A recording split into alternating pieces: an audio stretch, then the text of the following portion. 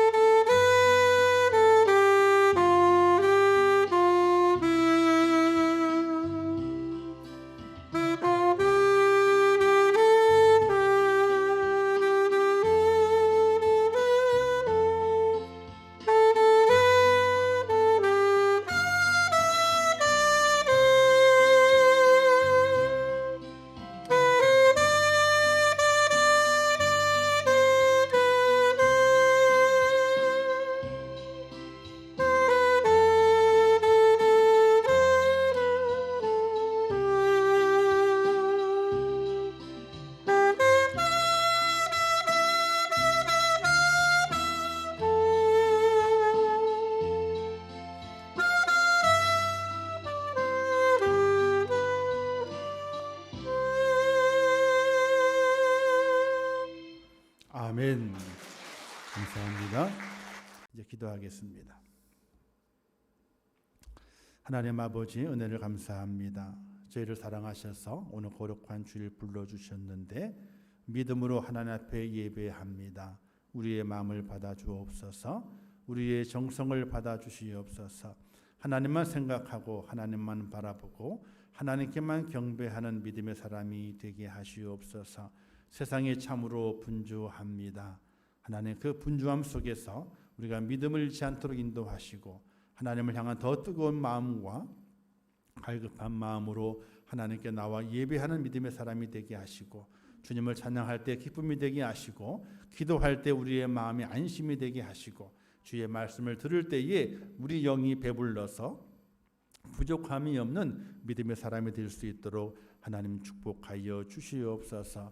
오늘도 영상을 예배하는 우리 성도들이 있습니다. 주님, 그들에게도 동일한 은혜를 허락해 주시고 영상을 예배하게 될 때 더 집중하게 하시고 하나님의 말씀을 묵상하며 주님을 찬양하며 기도하며 온전한 예배자로 설 수 있도록 하나님 도와주옵소서. 속히 모든 성도들이 함께 예배하는 그 날이 속히 오기를 원합니다. 또 교회의 사명, 전도의 사명, 영혼 건지는 그 사명을 이루는 그 날이 속히 오기를 원합니다. 또 우리 성도 간에 아름다운 교제가 있어서 함께 웃고 함께 즐기며 함께 위로하고 함께 격려하는 그 시간이 빨리 오기를 원합니다.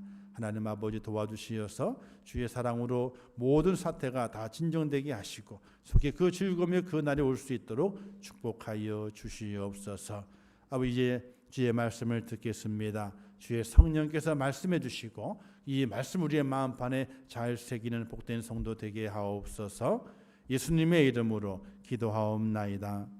아멘. 할렐루야. 지난 한 주간 동안 믿음을 지키시느라고 얼마나 애쓰시고 또 수고하셨습니까? 또 세상의 불안한 소식들이 계속 들리면서 마음 졸이면서 한 주간 동안 살아오셨을 줄 압니다.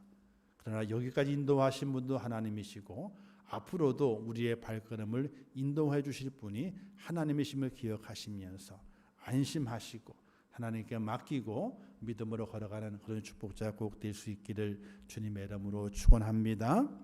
오늘 함께 나눌 말씀의 제목은 누구와 함께라는 제목입니다. 한번 그 뒤에도 또 있거든요. 다 못 기록할 것 같아가지고 안 넣었는데 한번 따라서 해보겠습니다. 누구와 함께 가십니까? 예. 어떤 남자 둘이 작은 오토바이를 타고 달려 그래가지고 속력을 내다가 그만 교통경찰에게 딱 걸리고 말았어요. 경찰이 딱 세워가지고 신분증 내버리시고 이렇게 하다 보게 되니까 이 두 사람이 누구였냐면요, 목사님이었어요. 교회에 작은 오토바이가 누가 청년이 가지고 왔는데 생겼잖아요. 그래서 타보게 되면 재밌거든요. 스쿠터 같은 경우는 땡기면 나가니까 그냥 잡으면 브레이크고, 그러니까 기아가 없으니까 잘 나가거든요. 그러니까 한번 탔는데 참 재미가 있는 거예요. 자전거 타볼 실력이면 탈 수 있다고 했기 때문에 재미있어요. 그러니까 옆에 있던 친구 목사님이 보더니 나도 태워줘 해가지고 둘이 그 작은 오토바이에다가 타고 달리는 거예요. 그러니까 그 옛날 청년들이 가면 오빠 달려 하는 것처럼 달려 그래가지고 도를 쫙 하고 있는데 그만 교통경찰에 딱 걸리고 만 거예요. 그래서 교통경찰이 아니 아실 만한 분들이 이렇게 속력을 내고 위험하게 타냐고. 아이고 사고 납니다. 사고 나요. 큰일 나요. 그리고 아니 안전모도 안 쓰시고 헬멧도 안 쓴 거 두 사람 다. 아니 위험하게 실에 안 쓰고 타면 되냐고 쓰고 타셔야지 이렇게 하고 있을 때 갑자기 뒤에 있던 목사님이 갑자기 얘기하는 거예요. 아유 경찰관님 걱정하지 마세요. 하나님이 우리와 함께 하신다니까요. 그 말을 듣는 경찰관이 즉시로 스티커를 딱 꺼내면서 그래요? 그러면 스티커를 끊겠습니다. 안전모험 미착용 벌칙금 두 분이니까 4만 원 딱 벌칙금을 딱 끊었다는 거예요. 우리 그리스도인이 습관적으로 말하는 것이 있어요. 하나님이 우리와 함께 하십니다. 우리와 함께 하십니다. 그러니까 이 경찰관이 아니 하나님이 함께 하세요? 그러면 스티커 끊습니다. 끊는 거예요. 이게 뭐예요? 스티커 끊는 것도 하나님 함께 하시면 안 크게 하실 거 아닙니까? 나는 끊습니다. 딱 끊어뒀다는 거예요. 과연 하나님께서 그 오토바이에 함께 타고 계셨을까요? 함께 하시는 함께 하시죠. 근데 그 오토바이는 안 타실 것 같아. 오빠 달려 하고 있는데 어떻게 탑니까 거기에? 헬멧도 안 쓰고 있는데 어떻게 탑니까? 자, 좀 우스갯소리지만은 우리 성도들이 살아가면서 늘 우리 입술로 하나님이 함께 하셔. 하나님이 함께 하셔. 이것이 습관적으로 입에 붙어 있지. 그 정말 믿음의 고백이 아닌 경우를 많이 만나볼 수 있다고 하는 겁니다. 성경에 에녹이라 하는 분이 계시게 되죠. 그분은요 365년 동안 하나님과 동행하다가 죽음을 보지 않고 하늘나라로 올라갔다. 이렇게 성경은 기록을 하고 있습니다. 어떻게 에녹은 하나님과 동행하는 삶을 살게 되었을까요? 에녹이 65세 때에 아들을 낳습니다. 그 아들의 이름을 무두셀라라고 짓습니다. 근데 그 무두셀라라는 그 이름의 뜻이 무엇이었냐면요, 그가 죽으면 심판이 온다, 이런 뜻이. 아니, 아들의 이름을 지으면은 이가 복덩어리다, 복을 받게 된다, 좋은 일이 많이 생기게 된다, 형통하게 된다, 이런 이름을 지어야지 어떻게 이가 죽으면은 심판이 온다, 이런 이름을 지었을까요? 그런데 거기에는 분명한 하나님의 뜻이 계셨습니다. 무두셀라의 나이를 계산해 보게 되면요, 노아의 홍수의 때와 일치하게 됩니다. 노아가 태어나게 될 때 무두셀라가 369세였습니다. 무두셀라 나이가 969세 때에 그가 죽거든요. 그런데 노아가 600세 되던 해에 이 땅에 노아의 홍수가 임하게 됩니다. 그래서 무두셀라가 369세 때에 이제 노아가 태어나게 되는데, 노아가 태어난 지 600년 지난 다음에, 즉 무두셀라가 죽는 그 해에 이 땅에 노아의 홍수가 임하게 된 것이거든요. 무두셀라는 그가 죽음으로 말미암아 이 땅에 홍수가 왔고, 노아의 600세 때 홍수가 왔는데, 바로 하나님께서 에녹을 통해서 무두셀라라고 이름을 짓게 한 그 하나님의 그 뜻이 이루어진 것을 볼 수가 있게 됩니다. 에녹은 그가 살아가면서 왜 하나님과 동행하게 되었는가? 근데 아들을 볼 때마다 생각이 나는 거예요. 저놈이 죽을 때 심판이 온다. 저놈이 죽을 때 심판이 온다. 하나님의 심판을 생각하게 된 거예요. 심판을 생각하게 되니까 그가 하나님과 동행하지 않으면은 하나님의 심판 속에 어떻게 돼요? 하나님의 심판을 받아 저주받을 자가 될 수 있기 때문에, 그놈 무두셀라를 볼 때마다, 이름을 부를 때마다 저놈이 죽으면 하나님의 심판이 오는데, 그걸 생각하게 되니까 다른 길을 갈 수가 없는 겁니다. 그래서 그가 365년을 살 동안에 하나님과 동행하다가 죽음을 보지 아니하고 하나님께로 올라갔다라고 성경에 기록하고 있게 되는 것입니다. 하나님과 동행했다는 가장 큰 비결은 다른 것에 있는 것이 아닙니다. 복받았기 때문에 그런 것이 아닙니다. 하나님의 심판이 있다, 이걸 생각하게 되니까 도저히 다른 곳으로 갈 수가 없는 겁니다. 근데 베드로 사도도 이렇게 말했습니다. 너희가 어떤 사람이 되어야 마땅하뇨? 거룩한 행실과 경건함으로 하나님의 날이 임하기를 바라보고 간절히 사모하라, 이렇게 말씀하고 있어요. 초대교회 성도들에게 말하기를 너희가 어떤 사람이 되는 것이 마땅하냐? 오로지 거룩한 행실과 경건함으로 살아라. 왜? 하나님의 날이 임할 것이기 때문에 그 날을 사모하고 소망하면서 너 거룩한 행실과 경건함을 살아가는 것이 마땅하다, 이렇게 말씀하게 되는 것입니다.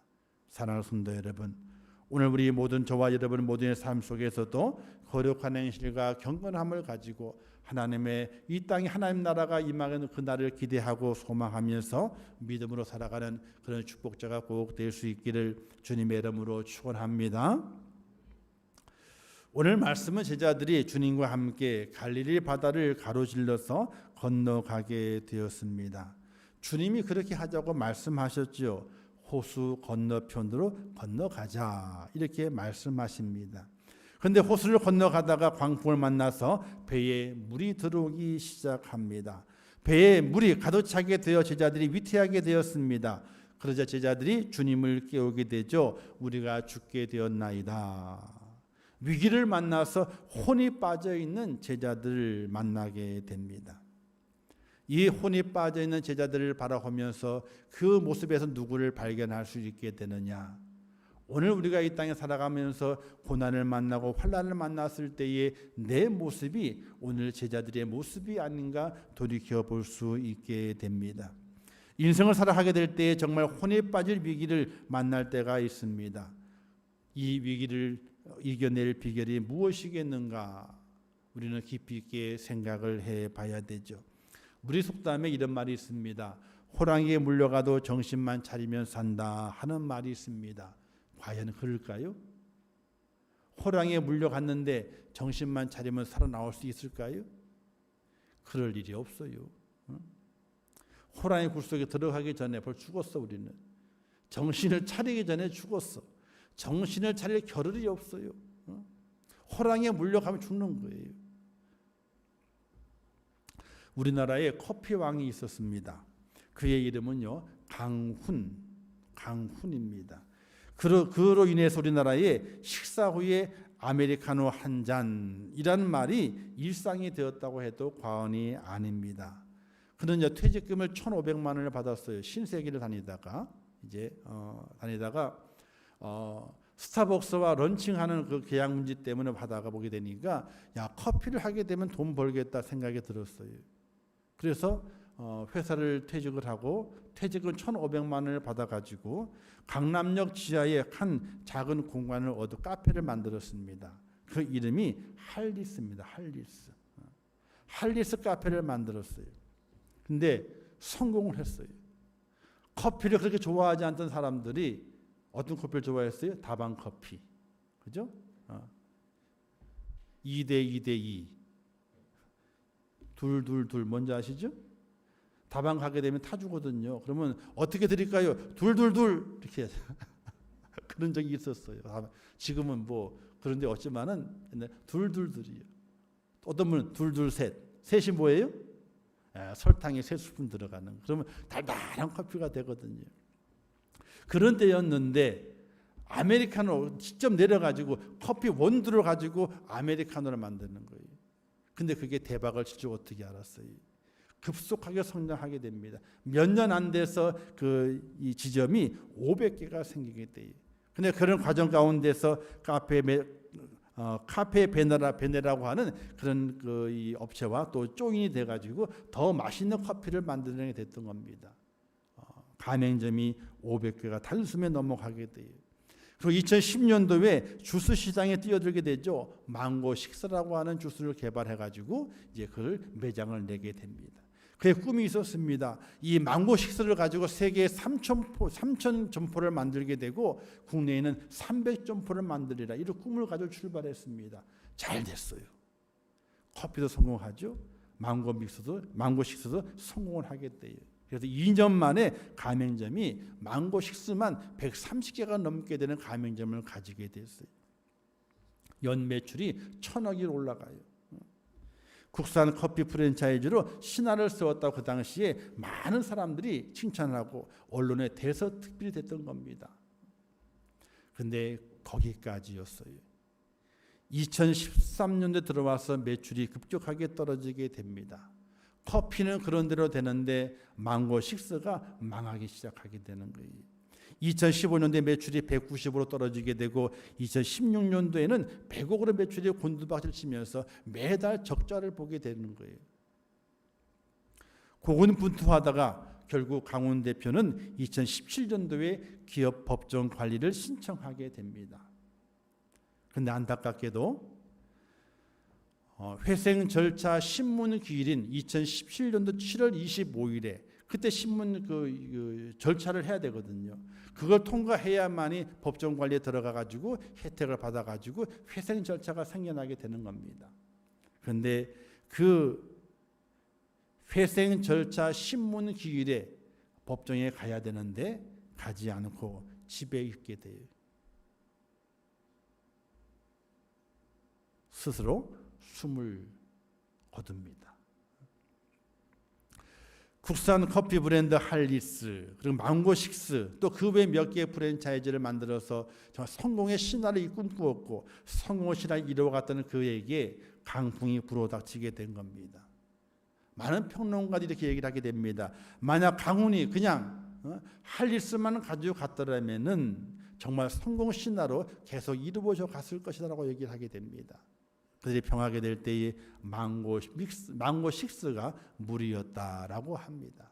무리하게 사업을 확장하다 보게 되니까 별로 그렇게 처음에는 호응이 좋았다가 호응이 안 좋아지기 시작했던 거거든요. 그럼 무슨 말이에요? 커피는 쓰니까 됐대요. 커피는 쓰니까. 그런데 망고 식스는 달거든요. 이 단 게 오래 못 가는구나. 이런 평을 내렸다고 그럽니다.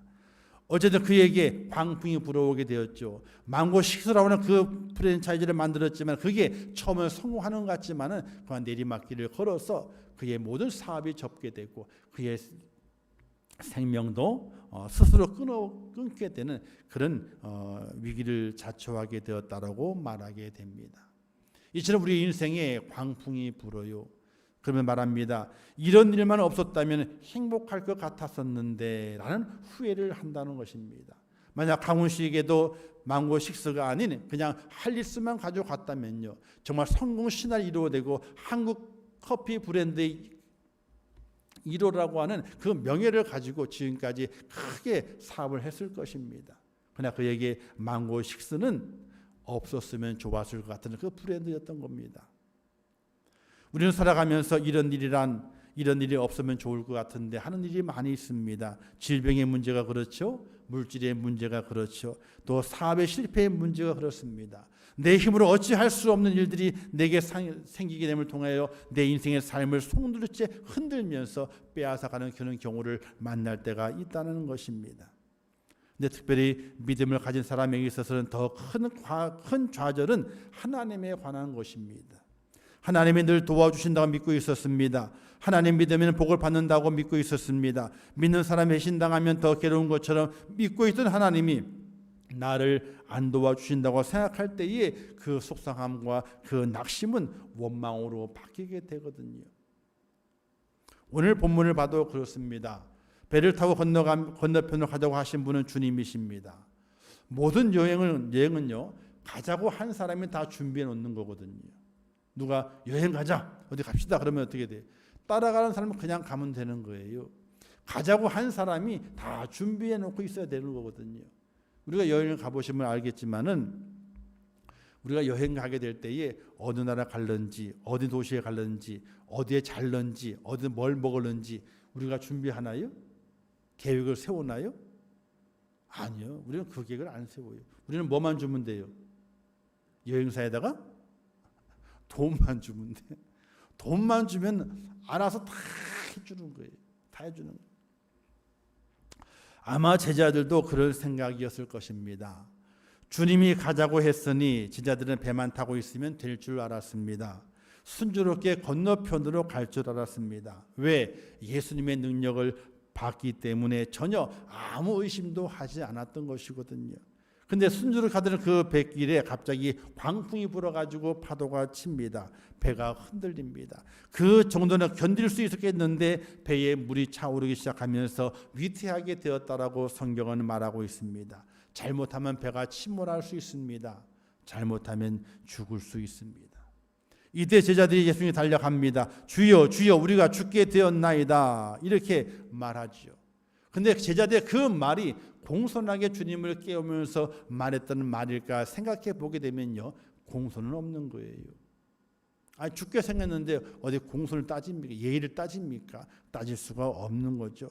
곤히 주무시는 주님이 잠을 깨워서 미안한 마음을 가지고 말하는 것이 아니었습니다. 그들이 말한 그 말은 왜 우리가 죽게 된 것을 안 돌아보십니까? 책임지셔야 하지 않습니까? 왜 나 몰라라 하십니까? 주님의 능력을 믿었는데 지금 어찌 된 일입니까? 우리를 죽이시려고 합니까? 하는 불평과 불만을 더불어서 불신의 소리를 제자들이 예수님께 하고 있다라고 보게 되는 것입니다. 현대에도 예수 믿는 분 중에서 그런 분들이 계시게 됩니다. 어렵고 힘든 일이 계속됩니다. 몸도 아프고 하는 일도 잘 안 되고 우환이 계속 생기게 되니까 이런 생각을 가지게 돼요. 점이나 쳐볼까? 그런 분들이 계시대요. 예수님 믿고 있는데 일이 잘 안 돼요. 우환에 겹칩니다. 계속 안 좋은 일이 많이 생겨요. 그러다 보게 되니까 점이나 한번 쳐볼까 하는 분들이 계시대요. 힘이 드니까. 그러면서 이렇게 말합니다. 예수 믿기 전에는 잘 살았는데 예수 믿고 이렇게 됐다라고 합니다. 예수 믿으면 복 받는다고 했는데 예수 믿었는데 고난이 끝이 없다라고 말합니다. 예수 믿으면 고난에서 일어설 줄 알았는데 변화가 없다고 말합니다. 그렇게 말하는 속내가 무엇이겠습니까? 하나님이 그럴 줄 몰랐다는 거죠. 하나님이 자신을 배반했다는 겁니다. 그 마음이 불평과 불만이 돼가지고 그 속에 가득 차 있는 성도의 모습을 보게 됩니다. 근데 그런 성도가 있다면 그 성도를 바라보면서 누구를 보는 듯 하게 되느냐? 바로 이스라엘 백성들을 보는 듯 합니다. 그들이 광야에서 날마다 했던 불평입니다. 애굽에서 해방시켜 주시는 은혜에 대한 감사는 한마디도 없이 광야의 생활이 불편하다고 힘들다고 불평불만했던 그들과 똑같은 모습이 오늘의 성도들에게도 있다는 사실입니다. 여러분 혹시 하나님의 은혜라고 하는 찬양을 아시나 모르겠습니다. 마지막 가사가 나의 나 된 것은 다 하나님의 은혜라 라는 고백이 들어있는 찬양의 모습입니다. 그런데 맨 앞에 맨 처음 구절 어떻게 되는 줄 아십니까? 나를 지으신 네가 하나님, 나를 부르신 네가 하나님, 나를 보내신 네도 하나님, 이런 가사가 있습니다. 근데 그 가사를 내용을 가지고 찬양을 부르게 될 때에 이런 마음을 혹시 들지 않습니까? 나를 지으셨고 나를 부르셨고 나를 보내셨으면 하나님이 나를 책임지셔야지요. 책임지셔야지요. 나를 지으셨다며 하나님, 나를 부르셨다며요. 또 나를 보내셨다며요. 그래서 하나님께서 나를 책임지셔야지요. 그런데 고난이 웬 말입니까? 내게 환난이 웬 말입니까? 이런 생각을 가지고 혹시 부르지나 않는지. 찬양의 내용, 가사의 내용 속에서도 은혜가 됩니다. 찬양의 가사가요.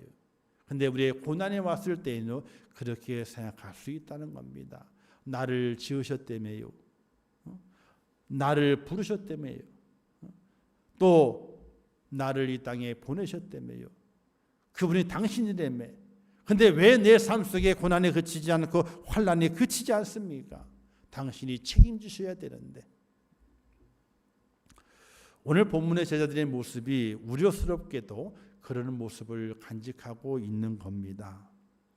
구약 이스라엘 백성들처럼 주님이 가자고 하셔놓고 배를 타라고 하셔놓고 이렇게 풍랑을 만나게 하십니까? 이런 말입니다. 주여 주여 우리가 죽게 되었나이다. 그 말에 그 속에는 주님이 배 타고 가자며요. 건너편으로 가자며요. 근데 왜 우리가 주님 따라가는 그 길에 이 풍랑을 만납니까? 풍랑을 만납니다.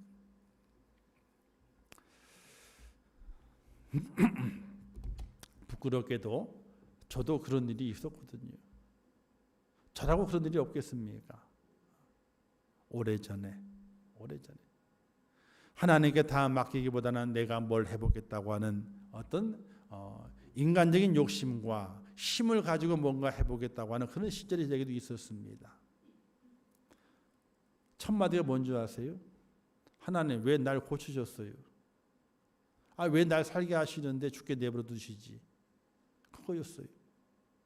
죽게 내버려 두시지 왜 나를 고치셔가지고 왜 나를 살게 하셔가지고 살게 하셨으면 책임을 주셔야지 하나님. 물에 빠진 사람 건져놨더니 뭘 달라 그래요? 보따리 달라는 것처럼 그런 경우 있었어요.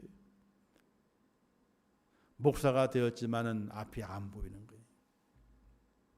그런 경우 있잖아요. 사업을 시작했는데 앞이 안 보여요.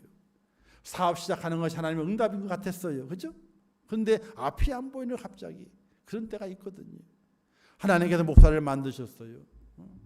근데 그것도 노예법을 다 뛰어넘어서 목사를 만들었거든요. 갑자기. 준비가 안 됐다 그랬는데 갑자기 만드셨어. 그래 놓고 왜 앞이 안 보이게 만드시나요?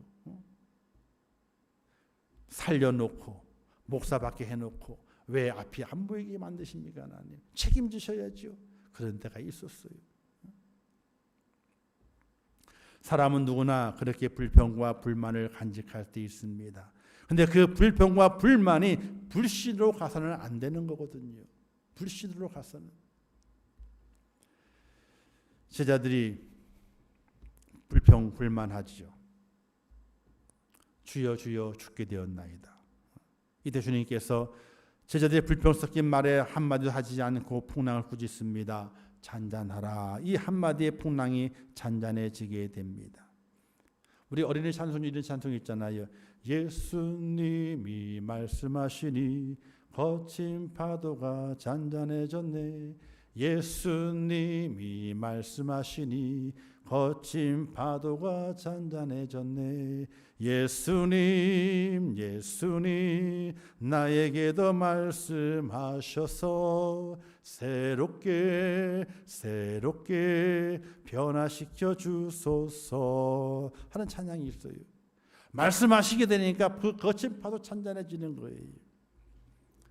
예수님이 풍랑의 겁에 질려 있다가 파도가 잔잔해지는 걸 보고 제자들이 깜짝 놀라서 두려운 마음과 놀라는 마음을 가지고 주님을 쳐다보고 있을 때에 이렇게 제자들에게 말합니다. 너희 믿음이 어디 있느냐? 다른 말 하신 것이 아니에요. 이제 안심하라 이렇게 말씀하시는 것이 아니었어요. 걱정하지 마라 하는 것이 아니었습니다. 그들에게 말하기를 너의 믿음이 어디 있느냐라고 물으시는 거예요. 이 말씀의 의미가 무엇이겠습니까? 마가복음 6장에 보게 되면 오병이어 사건 이후 예수님께서 바다 위를 걸으시는 사건이 있습니다. 그리고 바다 위에 배에 타고 제자들과 만나는 사건이 있게 되죠.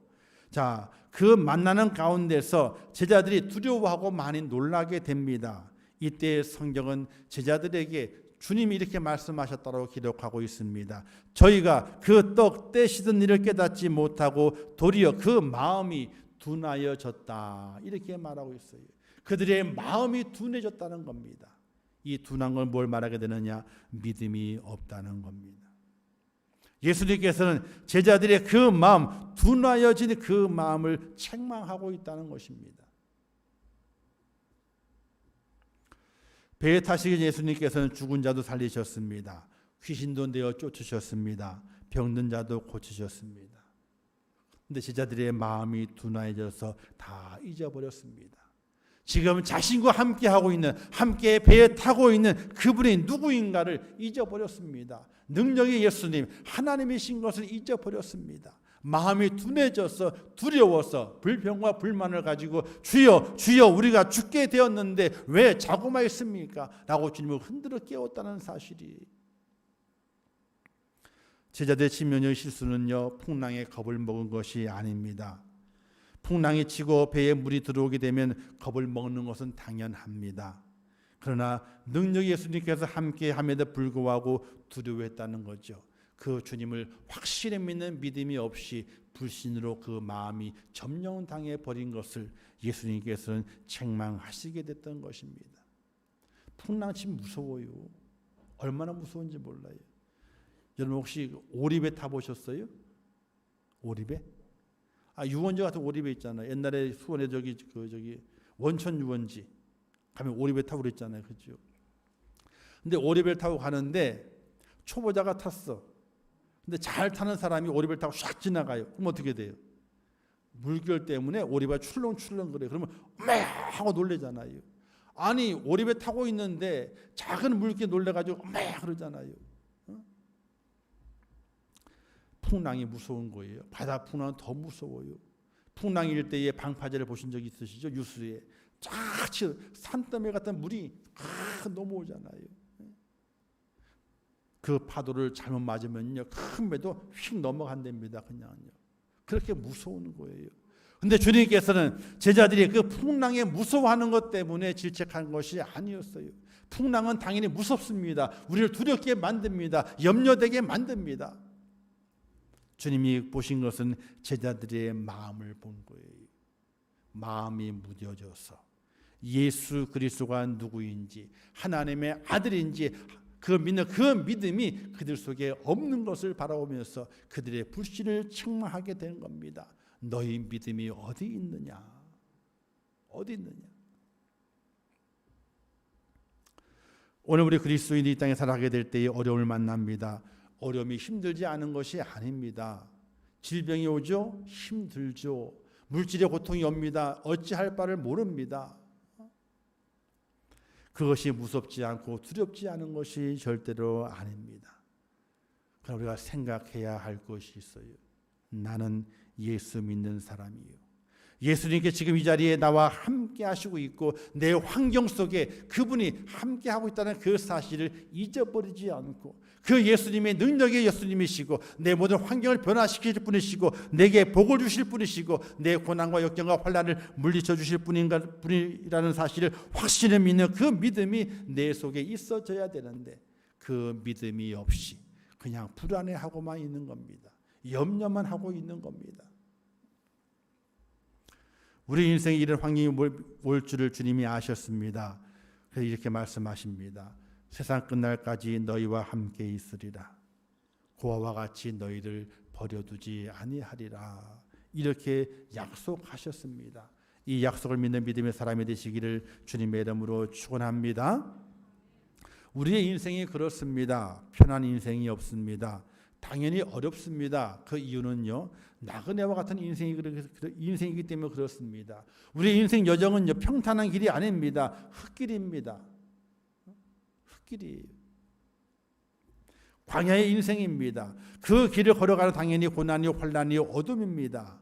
근데 우리가 믿는 것은 내가 혼자가 아니라는 것이, 내가 혼자가 아니라 누가 내 환경 속에 함께 하시느냐? 예수님이 나와 함께 계시고 그분이 나와 함께 걸어가 주고 있다는 그 사실을 믿는 그 믿음이 오늘 우리 속에 있어야 되는데 세상의 환난으로, 세상의 분주함으로 우리의 마음이 어두워져서, 어눌해져서, 둔해져서 하나님이 나와 함께 하시고 그 주님이 나와 함께 하시는 그 사실을 잊어버리고 살아가기 때문에 두려움이 나로 하여금 무릎 꿇게 만들고 염려가 내 마음을 녹여버리게 만들어서 인생을 포기하게 되는 연약한 인생이 된다는 사실을 우리는 꼭 기억해야 된다는 사실이에요. 태진아 씨가 부르고 있는 가요 중에서 동반자라는 가요가 있어요. 당신은 나의 동반자 하는 거 있잖아요. 그렇죠? 영원한 나의 동반자, 내 생애 최고의 선물, 당신과 만남이어서 하는 거 있잖아요. 그렇죠? 잘 살고 못 사는 것 뭐예요? 이건 좀 안 맞아요. 타고난 팔자래요. 잘 살고 못 사는 팔자래. 그런데 당신만을 사랑해요. 영원한 동반자요. 이걸 영적으로 잠깐 바꾸어 생각해 보게 되면 아주 은혜가 돼요. 당신은 나의 동반자랍니다. 영원한 동반자. 사람은 영원한 동반자가 될 수가 없어요. 아무리 부부가 좋아도 동반자가 될 수는 없는 거예요. 영원한 동반자가 될 수는 없는 거예요. 어느 한계가 있어요. 끝나는 거예요. 영원한 동반자는 하나님이시고 우리 주님이세요. 그분을 만난 것은 내 인생의 최고의 선물이래. 잘 살고 못 사는 거, 이 땅에서 잘 살고 못 살아. 그는 팔자 타령이래. 근데 팔자로 우리는 안 맞죠. 그렇죠? 근데 잘 살고 못 살 수도 있어요. 잘 살 수도 있고 못 살 수도 있다는 겁니다. 그게 중요한 것이 아니라 당신을 만난 거 중요하다는 거예요. 당신을 만난 거. 하나님을 만난 거 중요하고 주님 만난 게 중요하다는 거예요. 잘 살고 못 사는 거 그건 아무 상관이 없다는 겁니다. 당신을 만난 게 내 인생의 최고의 선물이고 가장 중요하다는 거예요. 왜? 영원한 동반자이기 때문에. 사랑하는 성도 여러분, 예수 그리스도가 여러분의 영원한 동반자로 계시다는 사실을 믿으시기를 주님의 이름으로 축원합니다. 좁은 길을 걸어갈지라도 주님과 함께라면 어렵지 않습니다. 풍랑을 만나도 주님과 함께라면 두렵지 않습니다. 왜? 주님께서 그 배에 함께 하시고 있고 내 삶의 환경 속에 그 주님이 나와 함께 하시고 있기 때문에 염려가 없다는 사실입니다. 여러분, 믿음이 뭔지 아세요? 사망의 음침한 골짜기를 피하는 것이 믿음이 아니에요. 사망의 음침한 골짜기를 피하는 것이 믿음이 아니라 사망의 음침한 골짜기를 다닐지라도 해를 두려워하지 않고 그 길을 뚫고 가는 것이 믿음이에요. 메마른 땅을 종일 걸어가도 피곤치 않게 하시며 위험한 곳에 이를지라도 큰 바위 밑에 숨기시고 주의 손으로 덮으심이 하나님의 본심이십니다. 풍랑을 피하려 하거나 풍랑을 두려워하지 말고 풍랑을 향해서 외칠 수 있는 믿음이 되시기를 바랍니다. 풍랑아 잔잔하라. 파도야 물러가라. 할렐루야. 그 외침이 오늘 우리 속에 나오게 될 때에 우리의 마음속에 그 믿음이 역사하게 됩니다. 풍랑이 물러가요. 바람이 물러갑니다. 우리의 삶의 고난과 역경과 환난이 물러갑니다. 우리의 삶에 참 평안 은혜가 넘치는 축복의 삶을 살아갈 수 있는 하나님의 사람이 된다는 사실입니다. 그래서 우리는 이런 생각을 가져야 돼요. 주님과 함께 만나는 풍랑은 오히려 축복이다. 주님과 함께하는 풍랑 오히려 찬송의 이유가 된다. 내 인생의 삶에 아무 일도 없는 것이 행복한 것이 아니라 풍랑 속에서도 주님과 함께라면 그것이 곧 행복이라고 하는 믿음을 가지고 살아가는 하나님의 사람이 될 수 있기를 주님의 이름으로 축원합니다. 그리하여 사순절의 시간을 보내면서 단순히 주님의 고난을 기억하고 감사하는 그런 시간이 아니라 주님께서 내 고난 속에 함께 하시지, 내 풍랑 속에 함께 하시지, 이제 그 주님께 나와 함께 하시기 때문에 오늘 우리의 고난도 주님께서 분명하게 잔잔케 해 주실 거야. 그 믿음을 가지고 풍랑을 피해가는 것이 아니라 풍랑을 뚫고 믿음으로 달려갈 수 있는 하나님의 사람, 행복한 성도가 될 수 있기를 주님의 이름으로 축원합니다. 기도하겠습니다. 좋으신 아버지 하나님, 은혜를 감사합니다. 저희를 사랑하셔서 오늘도 세워주셨는데 예배케 하신 아버지 하나님, 은혜를 감사합니다. 주신 말씀을 꼭 기억하게 도와주시고 오늘 이 땅의 삶 속에 우리 주님께서 나와 함께 하시고 나와 함께 걸으시고 함께 뛰시고 함께 쉬고 크신 능력으로 우리를 붙잡아 주신다는 사실을 꼭 기억하시면서 불신는 자가 아니라 믿음을 가진 자의 모습으로 달려갈 수 있도록 축복하여 주시옵소서. 오늘 이 어려운 시대에 함께하기를 원합니다. 저희와 함께 하시고 은혜 주시고 능력을 베풀어 주시옵소서. 예수님의 이름으로 축복하며 기도하옵나이다. 아멘. 지금은 길이요 진리요 생명 되시며 우리 영원한 구세주가 되시는 예수 그리스도의 은혜와 하나님 아버지의 무한하신 사랑하심과 성령님의 감화 감동하시고 위로하시며 축복하신 은혜가 오늘 거룩한 주일을 지키며 주 앞에 나와 예배하며 주님과 함께 하시기에 두렵지 않고 염려하지 아니하며 세상의 모든 환난을 넉넉히 이기는 축복자가 되어서 하나님의 살아계심을 증거하기를 원하는 우리 임천교회 모든 성도들 머리 위에와 그들의 가정과 일터와 생업과 자녀들과 미래의 모든 소원들 위에와 이 나라 이민족 위에 온 지구촌 위에 이제부터 영원토록 함께 있을지어다. 아멘.